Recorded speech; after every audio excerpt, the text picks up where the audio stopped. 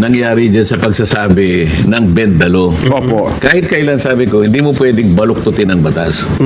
Kapag ginawa mo yun, babanggayan doon sa core doctrine ng ating legal system. Duralex sed lex. Kasi sinasabi naman doon, kahit anong mangyari, masakit man yan, batas yan. Wala tayong magagawa. The law may be harsh. So, hindi mo pwedeng ipihit yun kahit ano. Babangga yun, di ba? Yes po. O sabi niya, Figure of speech. yun po yung figure of speech. Yan kako yung problema natin. Gagawa kayo ng isang public statement. Pagkatapos ipakikita pa nyo yung predilection ninyo na parang akala mo totoo eh. Opo. Yung isang napanood kanina ay yung nagdedepensa naman yung sa budget ng Ombudsman, Sen. Kanina yan, tama. Parang sinasabi nyo na dapat ipaliwanag ng Ombudsman yung Bendalo, or kung hindi man niya ipaliwanag, humingi siya ng paumanhin sa publiko. Sen.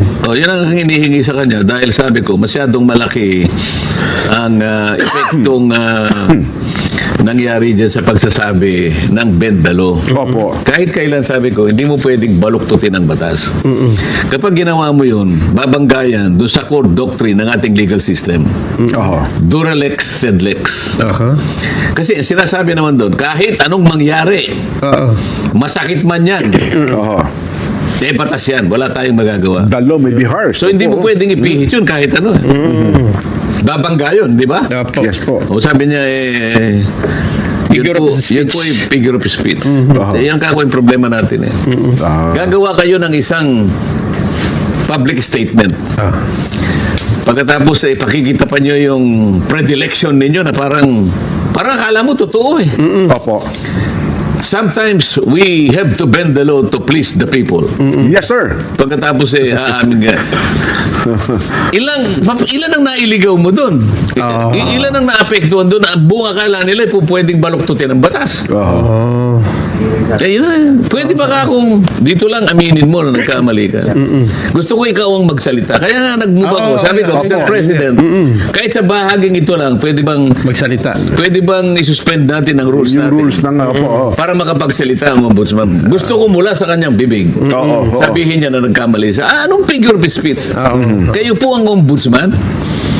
Ipakikita niyo po na ito yung figure of speech. Lalo pong maliligaw ang tao rito eh. Ang figure of speech kasi, kung saan mo pwedeng ibaling ang pagpapakahulugan yun. Iba-iba meaning. Hindi ganun po eh.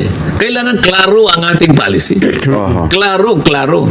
Maliwanag. Kung may sakit, may sakit. Kung walang sakit, walang sakit. Anong napagtapusan doon? Bumaba lahat ang mga naguluhan. Boss, huwag mo na ngayon. Alam mo naman yan. Ganyan eh. Huwag mo na i-push.